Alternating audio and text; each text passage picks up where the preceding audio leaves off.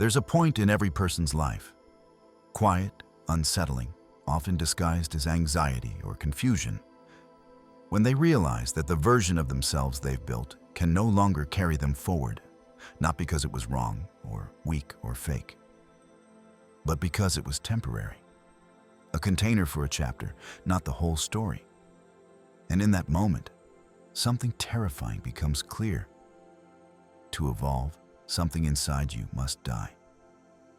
But before we go deeper, write in the comments where you're watching this from. Let's see who's really paying attention, because this message isn't for the comfortable. It's for the ones standing on the edge of something unfamiliar, staring down the parts of themselves they know they can't carry any longer. Carl Jung called this process individuation, the journey towards psychological wholeness. But unlike the soft, self-help version you often see online, Jung's path was brutal. It was not about becoming better. It was about becoming real.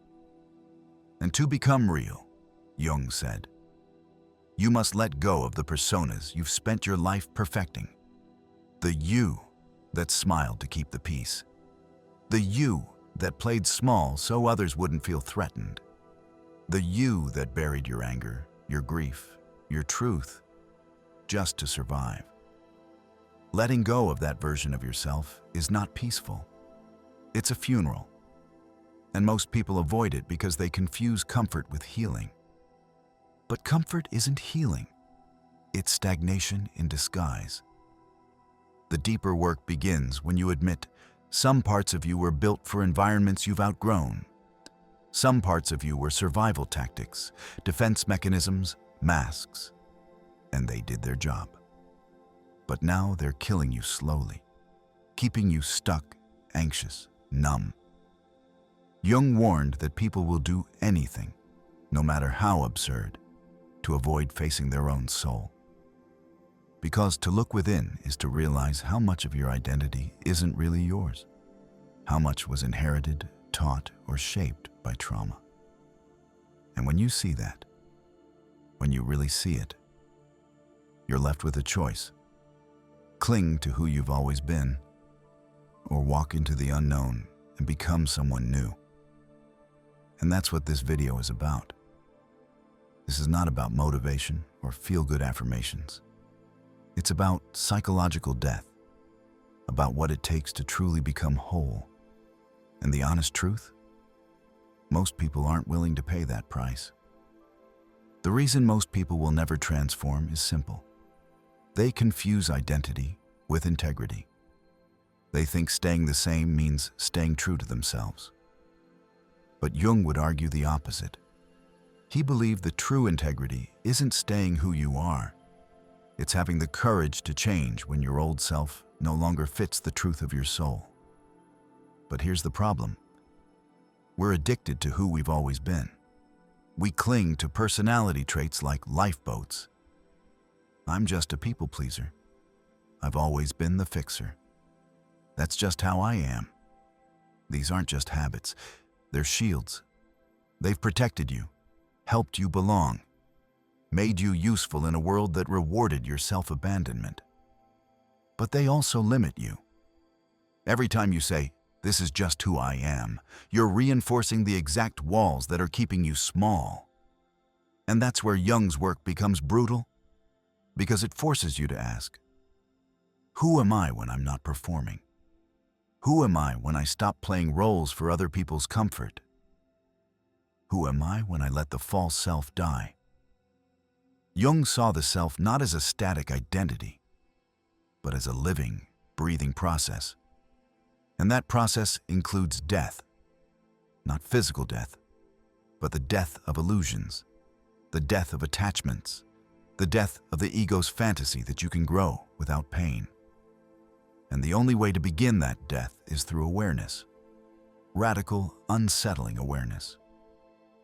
This is the part no one talks about. Before transformation comes disintegration, the breakdown of your inner story, the unraveling of your excuses, the slow, terrifying realization that the life you've been living is too small for who you're meant to become. And yes, It hurts. It's supposed to. You are not just leaving behind behaviors. You're burying versions of yourself. Personas that cost you time, identity, and sometimes even your sanity. But here's the hidden truth. Everything you're afraid to let go of is already gone. The approval you chase, the love you never got, the image you're clinging to, it was never solid, never guaranteed.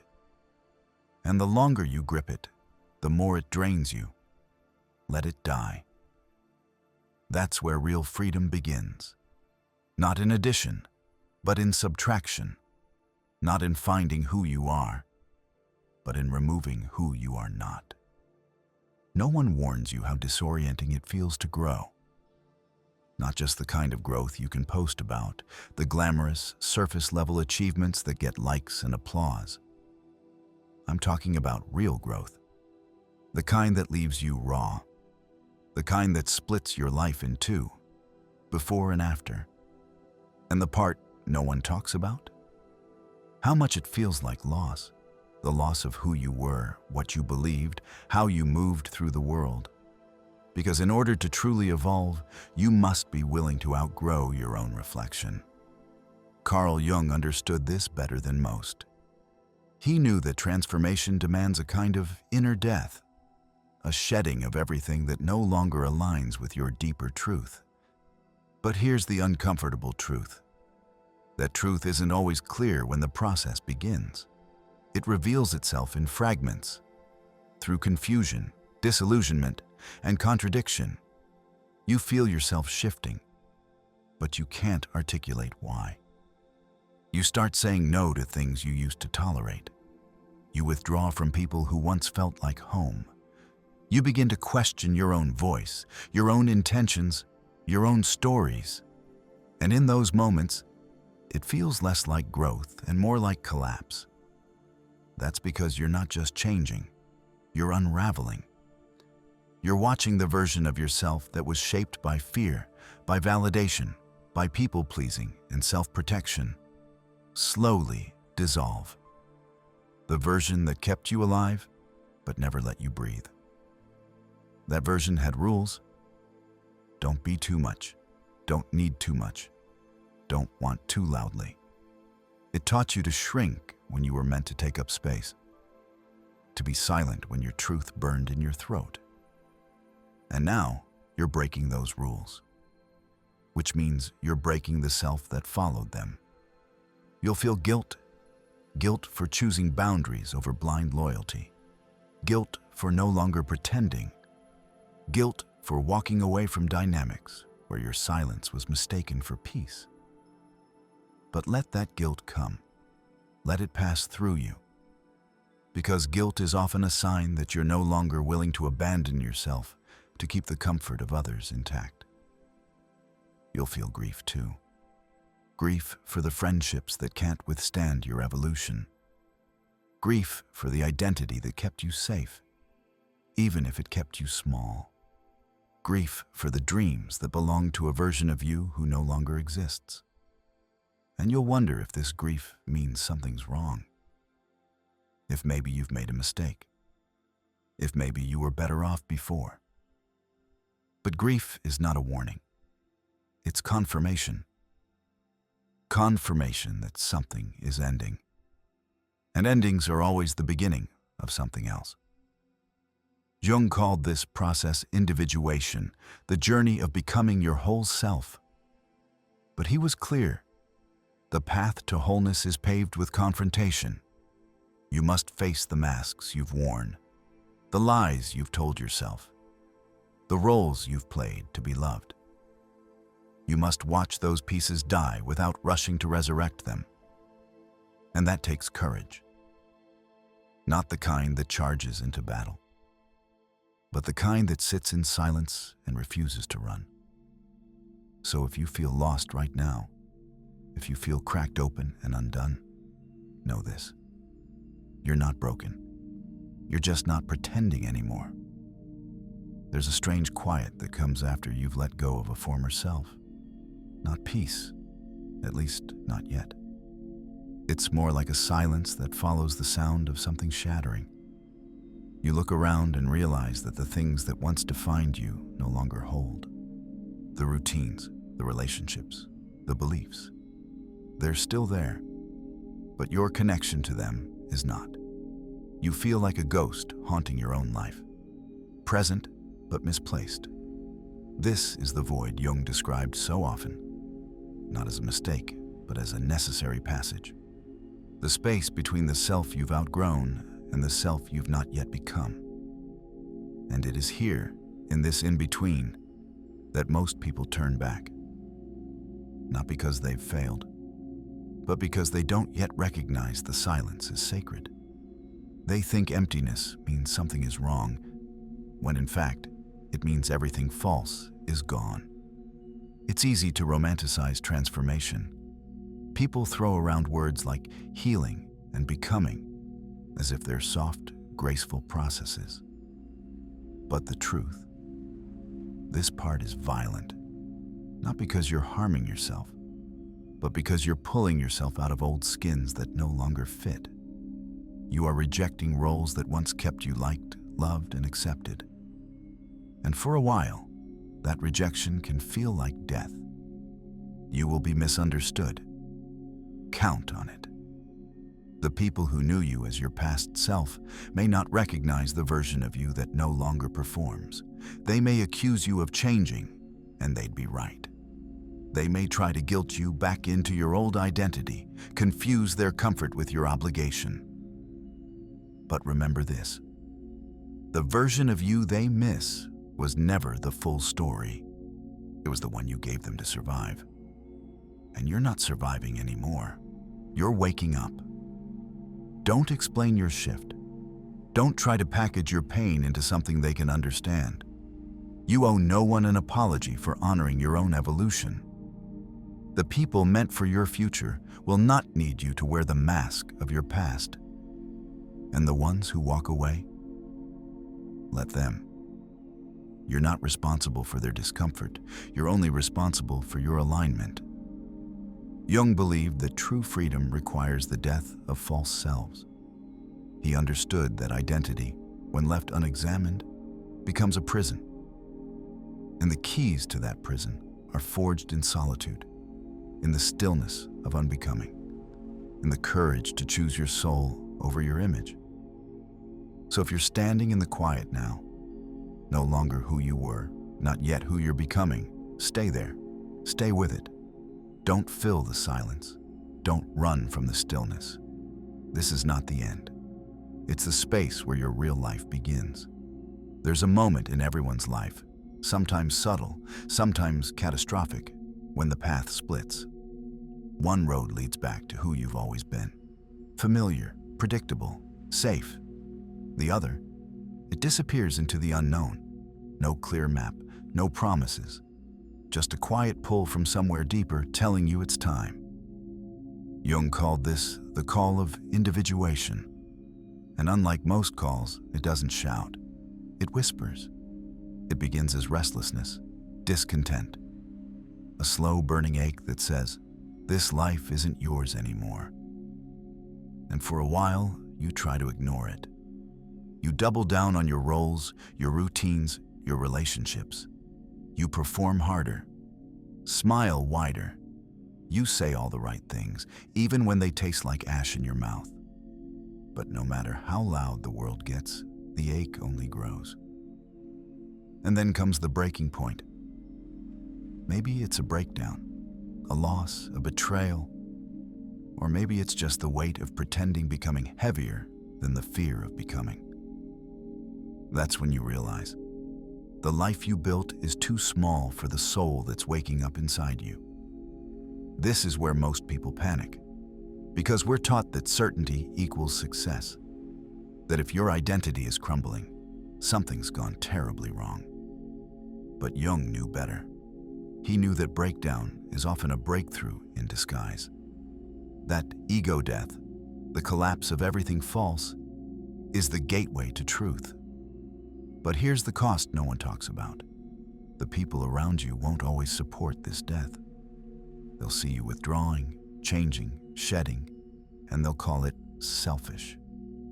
Dramatic, they'll say, "You used to be so easygoing," or "You've changed," and you will have, because you must. Because the only way to become who you truly are is to betray the image they built of you in their minds. And it hurts. Don't let anyone convince you that this kind of death is romantic or beautiful. It is brutal, it is lonely, and it is absolutely necessary. You will grieve the person you used to be. You will miss the simplicity of not knowing. You will question everything, including yourself. But something else happens too. Something sacred. You begin to rebuild, not from the outside in, but from the inside out. Not with borrowed beliefs or inherited patterns, but with your own raw truth. And every piece you choose going forward, it will be real, earned, alive. Because once you let that old self die, you make room for something far more powerful than safety. You make room for authenticity. And that is where freedom begins. People talk about reinventing yourself like it's a weekend project, a rebrand, a checklist of habits and goals that will turn you into someone polished, productive, powerful. But real transformation, the kind Jung described, doesn't begin with adding things. It begins with burning things down. You don't become whole by stacking achievements, collecting affirmations, or curating an image. You become whole by facing what you've spent your life avoiding, the parts of yourself you've exiled, the feelings you've repressed, the shadows you've denied. Jung's work reminds us that growth doesn't happen in the light. It begins in the dark, in the uncomfortable, in the unwanted, in the unspoken. The self you must let die is the self you built to survive. The one who made themselves small to stay safe. The one who learned how to please instead of speak. The one who wore the mask long enough to forget they were wearing one at all. And letting go of that self isn't just difficult. It's terrifying. Because they protected you. They kept you from rejection, from judgment, from chaos. But they also kept you from truth. There's a reason most people never go this far. There's a reason they stop at the surface. Because it's easier to repeat patterns than to break them. Easier to complain than to change. It's easier to say, "This is just who I am," than to admit, "This is who I became to cope." But if you want to become who you really are, you have to walk into the fire of your own contradictions. You will lose things. You will lose people. And more painfully, you will lose versions of yourself that once felt like home. But the cost of holding on is higher. Because every day you don't let go, you live a life that's 1 degree off. Slightly wrong, quietly suffocating. A life of almosts. Jung didn't offer easy paths. He offered true ones. And he knew the only way forward is through the grief, through the fear, through the emptiness that always comes before something real begins to take form. And when it does, when that new self starts to emerge, not as a mask, but as a mirror, you'll finally understand. This was never about becoming someone better. It was about becoming someone honest. There's a kind of silence that comes with growth. A cold, cutting quiet that descends when you start letting go of the person you were, and with it, the people, roles, and identities that once defined you. Most people think that becoming your true self is a celebration, a liberation, a euphoric transformation. And sometimes it is. But what they don't tell you is that it's also a funeral. Because to become who you are, you have to watch parts of yourself die. Loud parts, likable parts, accepted parts. And when those parts die, so do the connections that were built around them. Some people won't recognize you anymore. Others will see the shift and feel threatened by it. The dynamic they benefited from, the version of you that kept them comfortable, no longer exists. And without even meaning to, your growth becomes an act of rebellion. Carl Jung understood that individuation, the process of becoming psychologically whole, is not about self-improvement. It's about self-confrontation. And when you confront yourself honestly, you inevitably start confronting everything and everyone that fed off the persona you used to wear. That persona, the mask you wore to survive, to belong, to be good enough, begins to crumble. And what's left is the raw, unfiltered self. Not everyone will want to meet that version. Some people were only attached to your self-abandonment. They liked you better when you were quieter, easier, less aware of your own value. They preferred the version of you that didn't have boundaries, that said yes out of guilt, that stayed small so others could feel tall. And when you change, when you set limits, speak your truth, detach from the drama, they don't clap. They retaliate. Or worse, they leave. And that is the price. That is the moment where most people stop. Because it's one thing to lose who you used to be. It's another to lose the people who made you feel like being that person was the only way to be loved.